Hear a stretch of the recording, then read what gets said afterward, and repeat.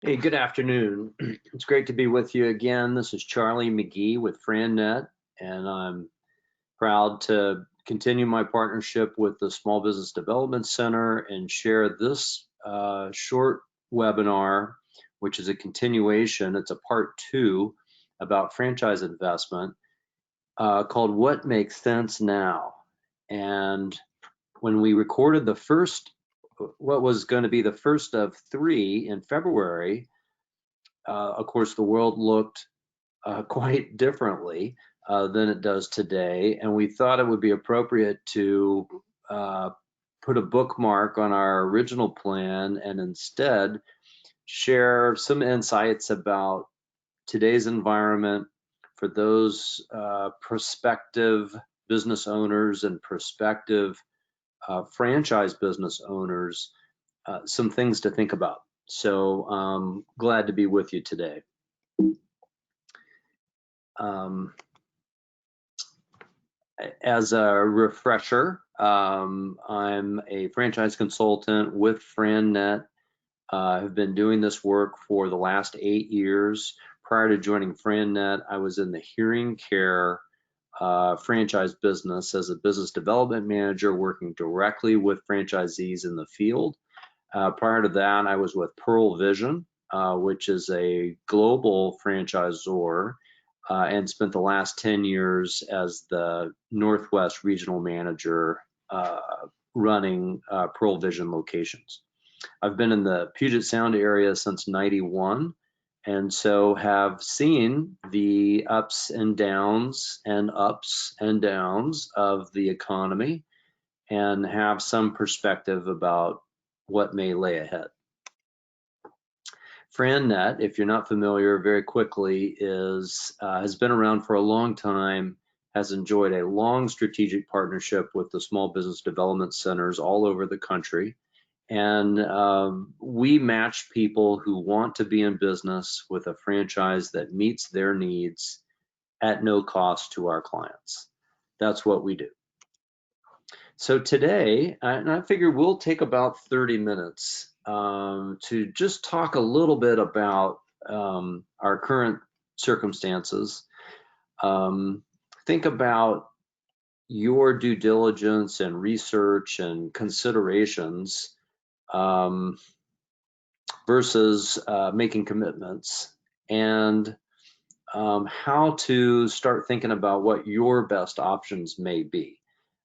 Building a personal business model is really the best way to begin that process, and I'll give you some insight on how you can do that efficiently. So, if you were considering business ownership 60 days ago, today is March 31st, my guess is that you're still considering it, but you're looking through a different lens. I think we're all looking through a different lens now. I was watching one of my favorite shows Sunday morning.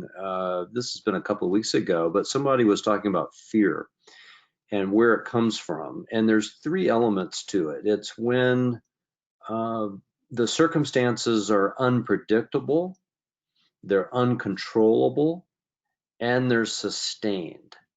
And when you have those three factors in combination for any period of time, it's going to likely to create anxiety and some fear and kind of get you perhaps stuck in your boots. I know that's what ends up happening to me often in these situations. And it's important to kind of look ahead and say, what will what can we predict about the road ahead? There's a lot that we just absolutely can't. It seems like it's changing every day. But I think there's widespread agreement that, this will come to an end. When exactly, we're not sure. But, businesses will reopen. The economic engine will get turned back on. The health crisis will pass, and there will be some economic scarring from that having taken place. For current business owners, the government is doing all it can, or is doing many things to help support business owners. But this is not the place to discuss those details. The things that people have always been looking for in small business: the flexibility, the security, the control, being their own boss in a successful business. These will continue to drive our clients and prospective business owners toward researching in a thoughtful way their best options. And in terms of what it is that you're trying to accomplish through business ownership, it may be that you lose a job. All indications from the Federal Reserve and elsewhere is that we probably are in the start of a recession. There will be a pullback. There will be an increase in unemployment in the short term. And to what degree that impacts you personally will, you may feel already, or you may anticipate. Many of the clients I'm working with, those are part of the things that we're talking about. So creating a safe zone, a landing strip for coming out of this chapter in our lives and in our careers, and preparing for what that next chapter should be.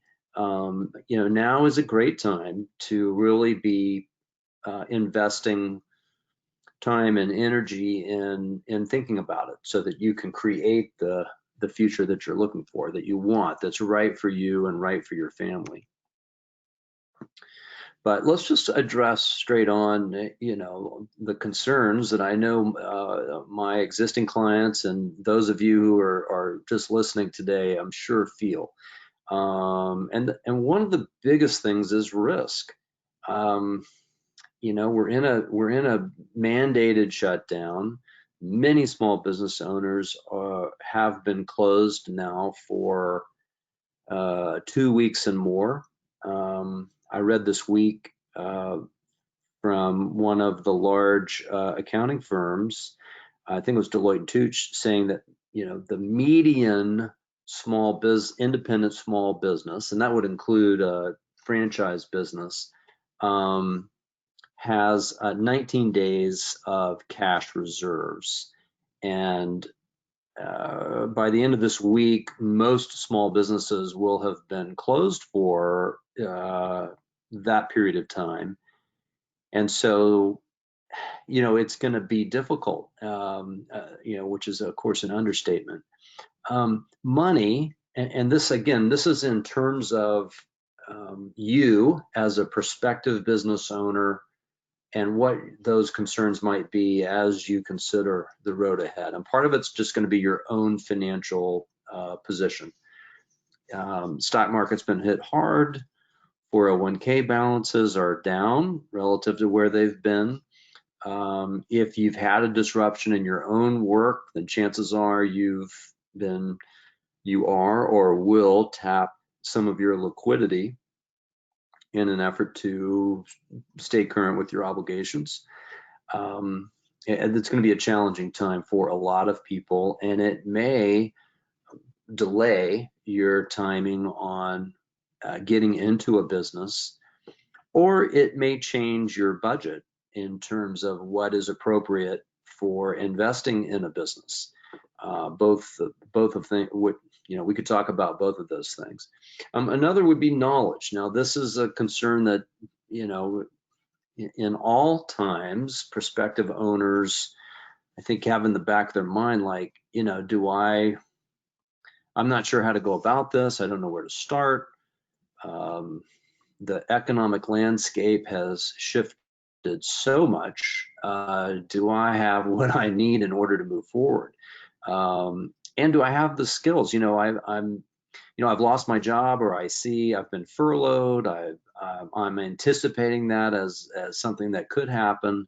And if it does, do I have the skill set, the toolkit that I'm going to need to successfully run a business, to be awarded a franchise license.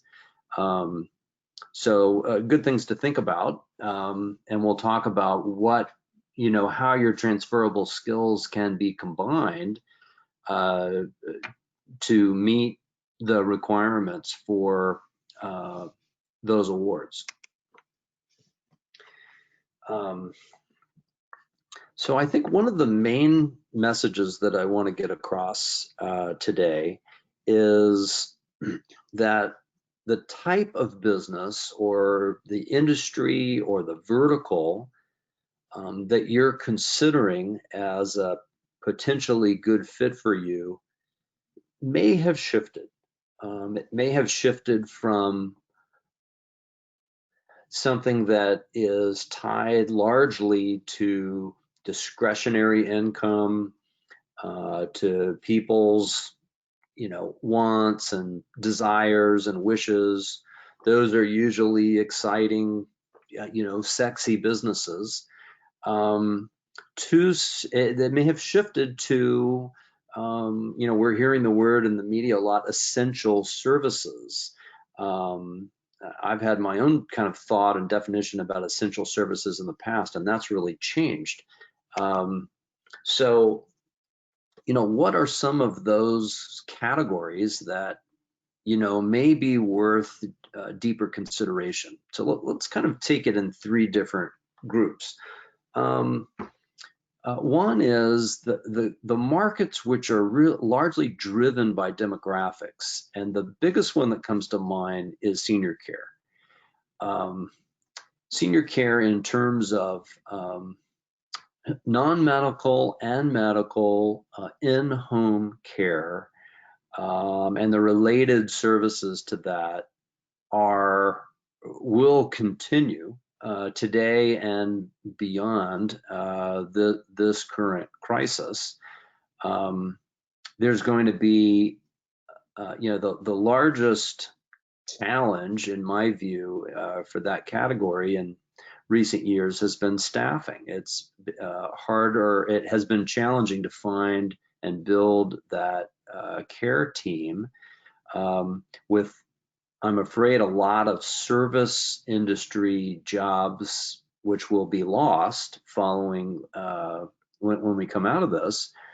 The recruiting side of the senior care business, I think, is going to rebound.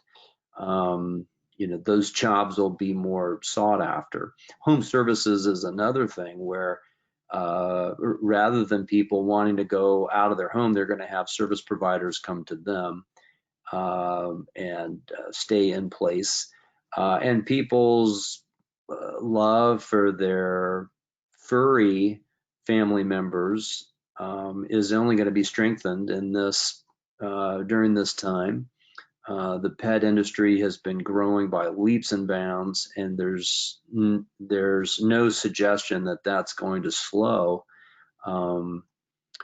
during this recessionary time, and certainly when we come out of it. Essential services, and this is a slide that I've used for a long time, and I had to add traditional because hair salons, for instance, in Washington State were closed and not considered an essential service. People's hair does continue to grow, and the minute that the green light is given for those businesses to reopen, I know that their chairs will be full, as well as a number of other businesses in the beauty category, which traditionally during economic times does not necessarily realize a decline. Or early education. Tied to childcare, but primarily early education, getting kids ready for kindergarten. That's not going to change. Those are table stakes for most families, doing everything they can to give their kid an advantage and the right preparation for success in school. That's not going to change. damage restoration, and what I mean by that is mold remediation, water damage, fire damage, biohazard. Um, this is a 100% need-driven business, and those occurrences, those disasters and so forth are still going to happen, and somebody's going to need to clean up the mess. And there are a variety of proven franchise models in that space. Home inspection, another one. When homes are sold, they need to be inspected, and that continues. And then businesses that help other small businesses. The sign business, people have needed signs to indicate that they're closed. They'll need signs to indicate they're open. And that has continued to be a thriving business. We work with one locally based commercial landscaping business that's focused on maintenance, not on design, and they actually have seen their business increase in recent weeks. So there are a number of clients I'm working with that are taking a close look there. Commercial cleaning is another space. I mean, those things, some of the businesses are closed, the larger, and people are working from home and will be for another period of time. But after that, there's going to be an increased emphasis on cleaning and disinfection and huge demands in that category. And then business coaching and advisory groups. This is a crisis for so many businesses, and now is the time that they need assistance. If you look back to the Great Recession, to the dot-com bust, what happened after 9/11, it's always a time when this B2B vertical sees growth and demand. So these are among the categories that are going to be in demand and people wanting to look at and learn about in the coming months. And we'll be having a lot of those conversations. I think, what you don't see on the chart here are the pure retail businesses, particularly the smaller specialty retail businesses. The big retailers, Costco, Walmart, Target, will continue to thrive beyond, but there is going to be a consolidation in the retail space. Some of the consumer habits that people have formed during this time are likely to become permanent. One of them is the transition to digital. Grocery delivery is a great example of this. Germophobia. There's going to be a reluctance for people to, visit communal buffets and, perhaps self-serve yogurt and community play areas. These kinds of businesses, I think, are going to be really challenged. Here's a new verb for you: in-homing. So the trend of in-homing will continue. Peloton, cooking, people making their own coffee, home office related services and practices. Those things I think will last. And then a reduction in brand loyalty. When you go to the store and you need something and there's only one option because your normal brand is sold out, you grab that other item. And there's a belief that, brand loyalty may erode in the months ahead. So as a prospective franchise owner, let's just remind ourselves, what are we talking about? So it's a license. The franchise license is awarded to qualified, approved franchisees, and the license that you pay for, that you invest in, is the brand and the products and the systems and the support in exchange for an upfront fee, a franchise fee, and then some type of an ongoing payment, a royalty. Usually that's a percentage of your revenue. Sometimes it's a flat fee. it's going to be important in the coming months for prospective owners, candidates, to really understand what have the franchisors done to support their existing franchisees. It may mean in the form of royalty abatements or the pause of other fees. You'll want to understand how the franchisor has helped deal with the interruption of business in that category. What effect has the coronavirus had on that particular industry? So there's going to be some new questions that are going to be part of a thoughtful and efficient due diligence. If you missed our previous webinar, if you're a prospective business owner, you might be thinking of a startup, you might be thinking of buying an existing business, and there are going to be failed businesses out there that the problem is it's still going to be a viable business to purchase.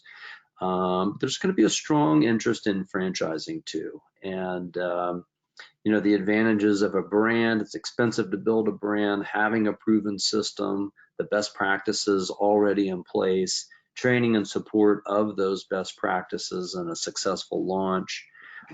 Overall, a lower failure rate than the other ownership options. Financing is, there's going to be a good tailwind, good help in terms of friendlier terms and wider availability of financing. The disclosure, and then of course being in it as part of a team where people are working together to help each other, help their customers, and help the brand. And then there's disadvantages to it too. And there are some of those things, the remodel requirements. I think these are really going to be lightened in the months ahead in an effort to help people be viable. And that's just kind of where we are. So in terms of the due diligence right now, you have perhaps some extra time. You might have some little ones at your feet under your desk, under your home office desk, but take the time to really fully assess your personal balance sheet. Understand, what is your personal overhead? What is your nut? What does it take for your family to cover its expenses on a monthly basis? What is that number? Is it 5,000? Is it 10,000? Come up with a number. Forecast what kind of income your household can anticipate in the months ahead once you are back to work. Maybe you still have paychecks coming in, but what is that going to look like? And then, if you've been thinking about a business for a while, you may have had a particular number in mind as a budget. And chances are you may have a different kind of emotional budget today, and likely from a pragmatic standpoint, you should either because of a lower liquidity or we've got new realities and new circumstances. So you really need to reassess kind of where you are, what you have, and how you can safely, or at least from a risk management perspective, responsibly pursue this path. There are a lot more funding options with more favorable terms than there was just very recently, less expensive loans. And so in some ways, it's a great time to be considering. This is another slide that I had from a past, the previous presentation, but it bears repeating, which is there's not an automatic correlation between the cost of the franchise and the potential return. The most expensive franchises are the location-based retail, Class A retail storefront businesses that involve relatively expensive commercial leases, larger staffs, and who could have predicted a pandemic would close the stores for the period of time that they have. But under normal circumstances, that larger investment doesn't necessarily mean a larger return. It's the service businesses, the lower overhead, sometimes home-based service businesses that are driven by sales, the business development activity of the owner, to some degree marketing. Those can be much more lucrative businesses, and in some cases more recession resistant. So this is an old cliche in franchising. You're in business for yourself, but not by yourself. And in times like these, that is particularly valuable and important to remember.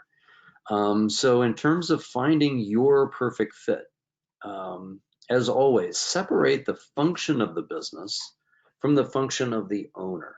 What is it that you are going to do as an owner on a daily basis?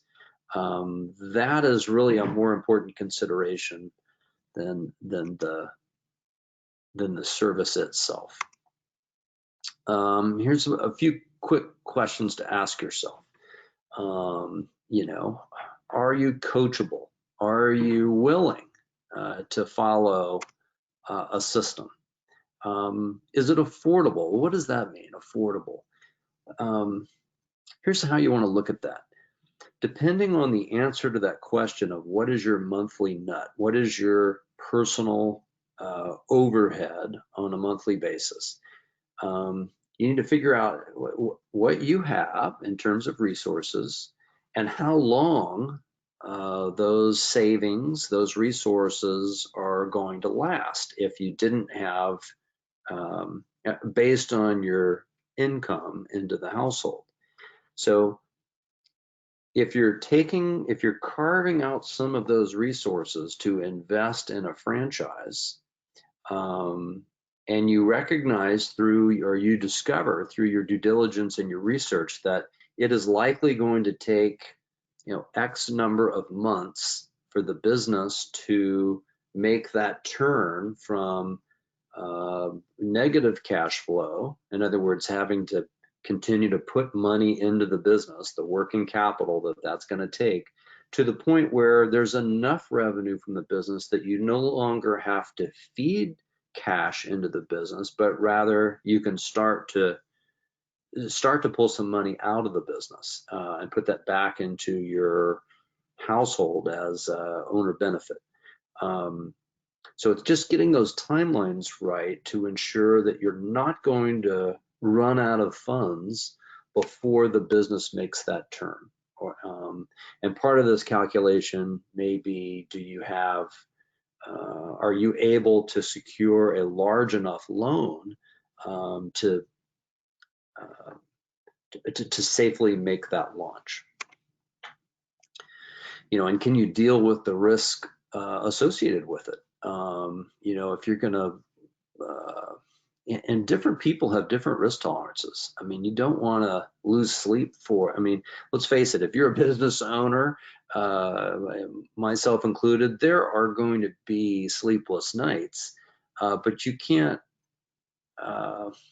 joyfully own a business if every night is a sleepless night. So talking with other franchisees within a system can be enormously helpful in coming to a place of understanding of what can you reasonably anticipate in terms of the launch and the ramp up and the break-even period. And at the end of the day, are you going to enjoy it? Are you going to enjoy owning that business? Enjoy working with your customers, enjoy working with your employees? Is something that's going to inspire you and in turn inspire your kids, your family, your friends, make life better?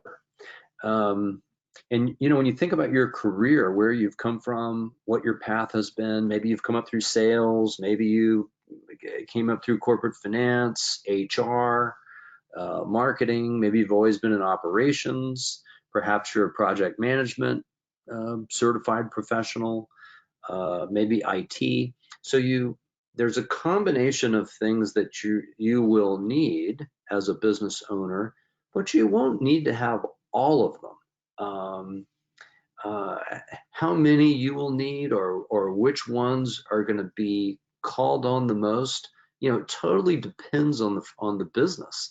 There's thousands of different franchise models that are out there, and I would say if there's one thing that they all have in common is they really like for the owner, the franchisee, to have strong people skills, to be a good partner for the franchisor, to be a good manager and leader for your team, which will lead to better customer service.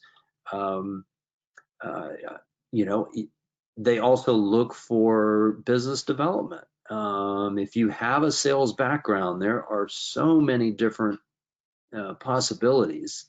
And if you don't have a sales background, and that's not a strength, it doesn't mean that you are disqualified from a franchise award. It may mean that you're just going to need to hire or to augment what your core competencies with what's missing. And if it's sales, then again, it depends on the type of vertical, the concept that you're looking at, but there are ways around that. We can kind of help you figure out what you have, what's missing, and under those circumstances, what might be appropriate to consider. And when I say that, what I mean is your business model. How many employees? What kind of employees? Are they blue collar?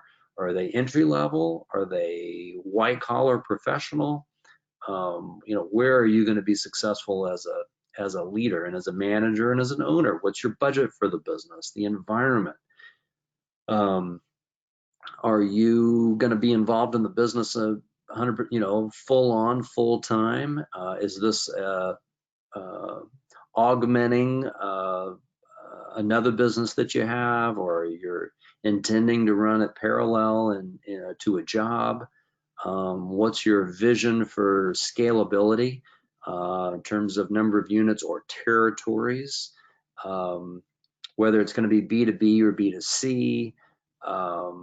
Maybe it's a new category, maybe it's something that's quite mature. But I mean, in other words, what is it that you're trying to your preferences should lead to what is it that you're trying to accomplish by being a business owner, and what's the right vehicle for getting there.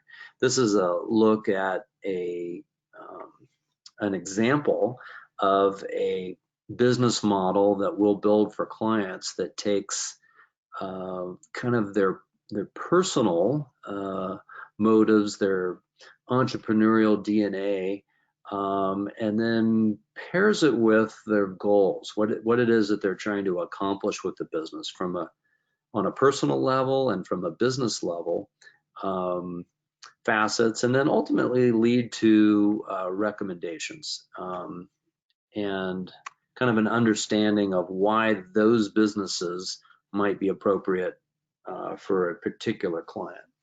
The path or the steps to getting there, it starts with completing a personal franchise assessment. This is a proprietary tool that FranNet has used for many years to help people identify that entrepreneurial DNA. You'll get a copy of it. We'll go through it with you to really help you understand your results and your readiness for business ownership. Now may not be the appropriate time or the right time to move forward for any number of different reasons. And it's not uncommon for me to, see people that I initially worked with, 2, 3, 4, 5, 6 years ago, and then come back down the road and say, you know what, let's talk about it again. My situation's changed, and and sometimes it makes more sense at that point. FranNet.com is a good resource for you. The IFA, the International Franchise Association, has a huge amount of content on its site for what's going on in franchising right now, all the government programs. You know, it's a good idea to have some trusted advisors as you're considering a move as significant as business ownership. Franchise consultants, franchise attorneys, accountants, fiduciaries. Franchise consultants can kind of be a gateway for helping introduce you to some of those other parties. There's a lot of good reading that you can do. I'm particularly fond of Street Smart Franchising by Joe Matthews as a frequent blogger on franchising, and I really appreciate and respect his perspective. You know, I'm here to help. Here's my contact information, 360-489-2153. You can call me anytime. If you'd rather email me, it's Magee, M-A-G-E-E, at FranNet.com. If you want to go to the FranNet website, there's more information there. But we're here to help. We don't charge you for, there's no fee to you for our services. You may not be ready to move forward with exploring a franchise at this time. You may, you know, maybe you thought you were, and now you're really scratching your head wondering, gosh, I'd like to see the dust settle here a little bit. It's worthwhile to differentiate between making commitments and doing research and performing due diligence, so that if and when the time comes where you are in a position where you want to move forward, you're ready. You're ready, and you're ready to make confident decisions about your future, and that's what we're all about. So your SBDC advisor can also be very helpful in this regard, and I just wish you good health, and I hope this time moves quickly. We will all come out of it on the other side, and let me know how I can be helpful. All the best.